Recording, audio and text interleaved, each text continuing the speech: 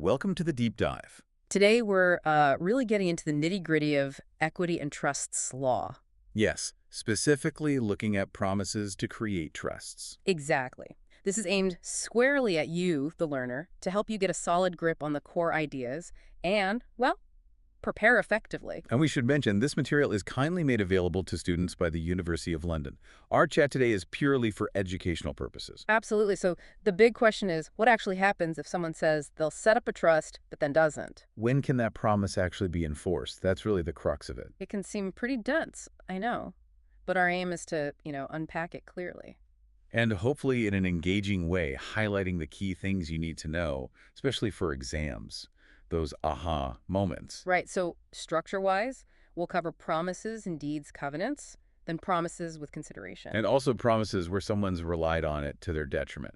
We'll definitely flag up key cases and concepts as we go. Okay, let's dive right into those promises and deeds, the covenants. Right, so the basic rule at common law is pretty clear. A promise and a deed. That's a covenant. And it's enforceable by the parties to that deed. Yes, even if no value, no consideration was exchanged. A voluntary covenant, but still enforceable at common law by the parties.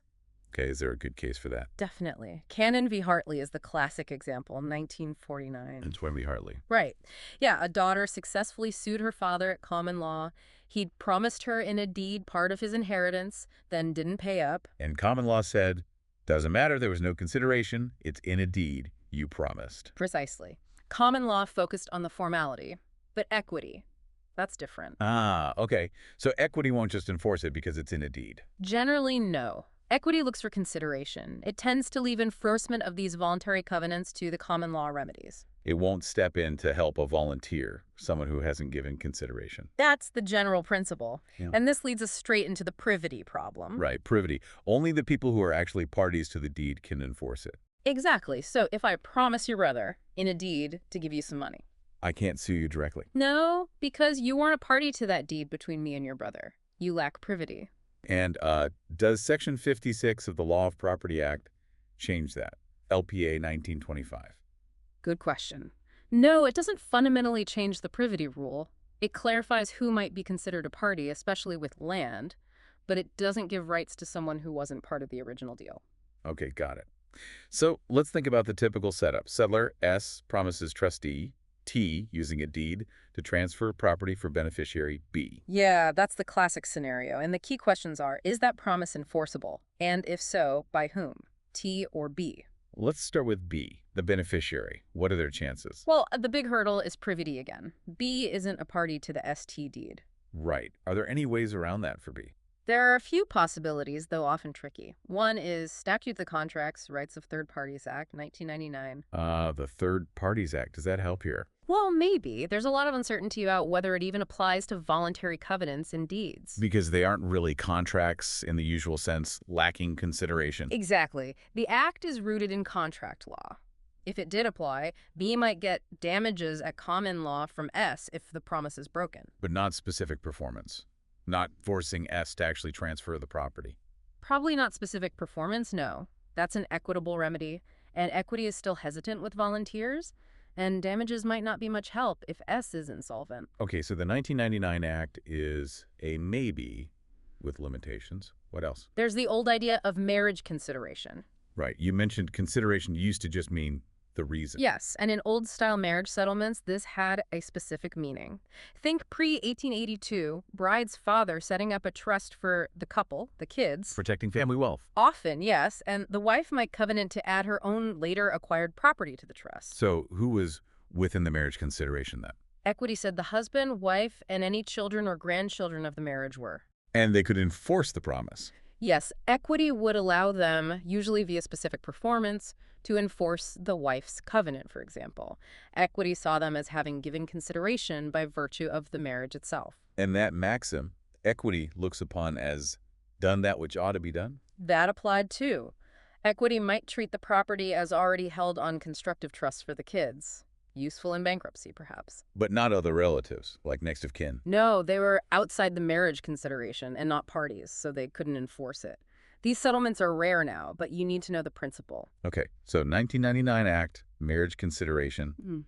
any other route for B. There's the argument about a trust of the right to sue, So the idea is that T, the trustee, has the legal right to sue S, because T is a party to the deed. and T holds that right on trust for B. That's the argument. If correct, B could compel T to sue S for damages, and T would hold those damages for B. Sounds clever. Does it work? Well, there are big problems highlighted in Recook's settlement trusts, 1965. Recook's ST. Okay, what problems? First, usually no one actually declared a trust of the right to sue. It wasn't the main intention. Courts are reluctant to just imply a trust for a volunteer without clear evidence. Right, intention is key for trusts. And second, Recook suggested this argument might only work for property S owned at the time of the promise. Not after acquired property, Those. like lottery winnings in a potential exam question. Exactly. If S promises future winnings, Recook suggests a trust of the right to sue might not cover that. So, significant limitations on that argument. Okay, so B's position looks quite difficult usually. What about T, the trustee? Can T enforce the promise? Well, T is a party to the covenant, so T definitely has a right at common law to sue S for damages if S breaks the promise. But not specific performance and equity, because T is often a volunteer too. Right. But here's the twist. There's a line of cases suggesting equity might actually stop T from even suing at common law. Equity preventing a common law right. How does that work? This is the crucial reprice line of cases. You absolutely need to know these. Reprice itself from 1917, then Re-K in 1939, and Recook's ST again in 65. Reprice. Recook. Okay. What happened in reprice?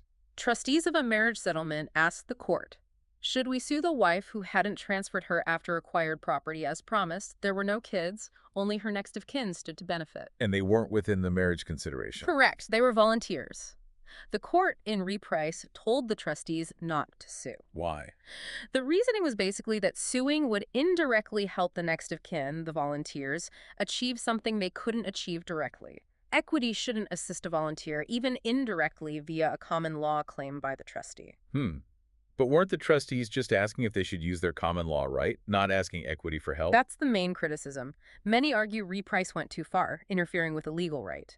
But it was followed in Re-K and Recook. And these are all high court decisions. First instance. Yes, never overruled by a higher court, so they carry weight, even if controversial. You need to be able to discuss the criticisms. Okay. So, the reprice line says trustees might be stopped from suing. But what if they could sue? What damages would they get? Nominal or substantial? Another key debate. The usual common law measure is substantial damages, loss of expectation. But the argument for nominal damages is That T, the trustee, suffers no personal loss. The loss is B's, the beneficiaries, and T can't recover for B's loss at common law. So, only token, nominal damages for T. that sounds like a way to justify the reprice outcome, even if it wasn't the original reason. It is sometimes argued that way, yes, but the counter-argument is strong. Which is? T's suing at common law.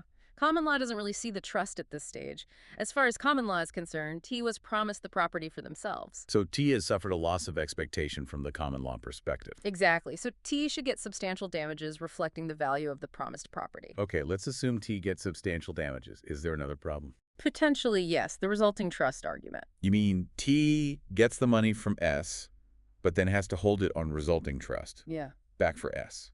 That's the argument. It would mean the money just goes straight back to S, a completely circular action. Why would there be a resulting trust for S? The idea stems from the argument we had about the trust of the covenant for B. If we decided there wasn't a trust of the covenant for B, Because it wasn't properly declared. then the argument goes the benefit of that covenant must result back to S, the person who created it. It's based on the idea of property reverting when the intended trust fails or isn't fully set out. We'll cover resulting trusts more later, but the basic idea is it goes back to the provider if the intended destination fails. Sort of, yes. So if the right to sue results back to S, then any damages recovered also belong beneficially to S. But what's the counter to that? It seems odd. The strong counter is the trust for B didn't fail. It never actually arose in the first place because there was no declaration. Right. It wasn't a failed trust. It was just never constituted for B. Exactly. So if there's no trust for B, T simply holds the right to sue absolutely at common law. There's no resulting trust for S. And if T then sues and gets substantial damages. Then T would hold those damages on trust for B as they represent the compensation for S not performing the original promise, which was intended for B's benefit. Okay, that makes more sense. So reflecting on this, our first study task for you, the listener, is why do commentators think reprice, re-K, and recook were wrongly decided? Think about precedent and equity's role. And the second task, really nail down the definitions. What's a covenant? A deed, marriage consideration, trust of the covenant. And summarize the arguments for and against reprice. Think about the trustee's duty and who they'd hold damages for. Okay, let's shift gears slightly. What if the promise to create a trust is given for normal contractual consideration? Well, that's generally more straightforward. If there's consideration, it's a binding contract. So the promisee, the person who gave the consideration, can sue for damages at law if the promise is broken. Yes, and potentially seek specific performance in equity if damages aren't adequate. But privity could still be an issue, right? Yeah. The promisee might not be B, the intended beneficiary. True. We saw that possibility in Recook. Just because T gave consideration doesn't automatically mean B can sue S. But the contracts, rights of third parties, Act 1999, might help B here. Yes, if the requirements are met, Section 1 could potentially give B a direct right to enforce the promise, even though B didn't provide the consideration. Worth remembering for exams. Okay. And the final category, promises enforced because of detrimental reliance. Right. This is where equity might step in even without a deed or consideration. Based on fairness, essentially. Kind of. If someone makes a promise, maybe to create a trust or make a gift, and the other person reasonably relies on it, changes their position, suffers a loss. Detriment, yes. Then equity might say it's unconscionable for the promiser to go back on their word and might enforce the promise. Are there specific cases on trusts being enforced this way? Not many direct ones on promises to create trust solely based on reliance, but plenty on promises for outright gifts, like Rebasham, 1986. Rebasham. Tell us about that briefly. Plaintiff helped her mother and stepfather for years, unpaid, expecting to inherit their house. When she didn't, the court found she'd relied detrimentally on that expectation. And she got the property. In that case, yes. It was based on an expectation of a future gift, importantly. It's likely promises to create trusts would be treated similarly. But the remedy isn't always the property itself. No, courts have flexibility. They might award compensation or something else to satisfy the equity raised by the reliance. Cases like Jennings v. Rice and Guess v. Guess show this, though that's more detailed property law territory. Okay, so study task 3 for you. Yeah. Think about Rebasham. What was the detrimental reliance there? How did it lead to the result? Understanding that link is key. Now, let's look at those sample exam questions. The first one gives you a statement to discuss. Equity will not assist a volunteer to perfect an imperfect gift. Not. Equity will stand in the way of a volunteer suing for non-performance of a promise to give. Okay. This is hitting the reprice issue head on, isn't it? Absolutely. So how would you tackle this? Well, I'd start by explaining the first part, equity not perfecting imperfect gifts for volunteers. Mention the rule in Milroy v. Lord. Maybe briefly note there are exceptions, but don't get bogged down in them. Good start, then. Then contrast it with the second part. Explain how reprice could be seen as equity standing in the way of enforcement, even at common law. Yes. Bring in the facts of reprice, the issue of enforcing covenants to settle for volunteers. And crucially, discuss the debate. Was reprice right? Bring in the academic commentary, the criticisms, the alternative justifications. Excellent.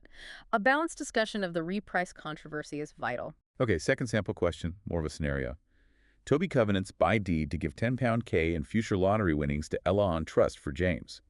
Toby wins £1 meter but transfers nothing. Advise James. And does it help if Ella sues? Right, a classic problem question combining several issues. How do you advise James? Break it down. Okay, first, James's direct options. Privity. No, he's not party to the Toby-Ella deed. Good. Next. The 1999 Act. Discuss its uncertainty for voluntary covenants. Does it seem to apply on the facts? Section 1(1)(b) purports to confer a benefit. No indication James can't enforce. Yes, analyze those points. And remember the remedy limitation likely damages, not specific performance of the lottery winnings transfer. Then, marriage settlement. The facts don't say, but mention it as a possibility. If it was one, and James was within the consideration, he could enforce an equity, maybe constructive trust. Good to cover the bases. And the third option for James directly. Trust of the right to sue. Ella holds the right on trust for James. Okay. Analyze that. Well, no express trust declared by Toby. Academic arguments for implying one? Maybe. But then the recook problem, does it apply to future property like lottery winnings? Buckley J. doubted it, so probably difficult for James. Good analysis.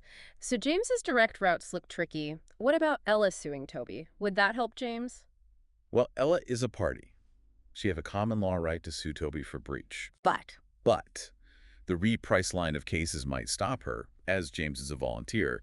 Discuss that whole debate again, why reprice might prevent it, and the arguments against reprice. exactly. And also tackle those other arguments sometimes used to defend reprice's outcome. You mean Ella would only get nominal damages anyway? Yes, and two, even if she got substantial damages, she'd hold them on resulting trust for Toby. Right.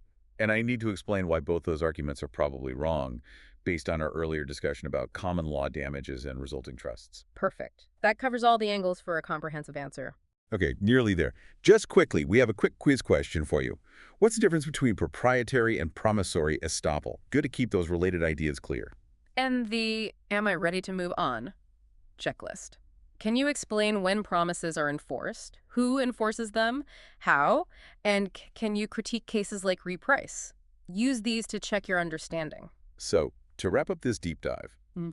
promises to create trusts. It's complicated. It really is. Enforceability depends on deeds, consideration, detrimental reliance, and who can actually sue is often the key issue, especially for volunteer beneficiaries. And that reprice line of cases keeps popping up as a major point of debate. Absolutely. Understanding the difference between common law and equity here and the potential role of the 1999 Act is crucial for you. Remember again, this discussion is for educational purposes, using material made available by the University of London to help you, the learner. And as a final thought to leave you with, how far should equity go in enforcing promises made without consideration? Should the law perhaps do more to uphold the intentions behind voluntary promises? Something to ponder. Check out the further reading list for more.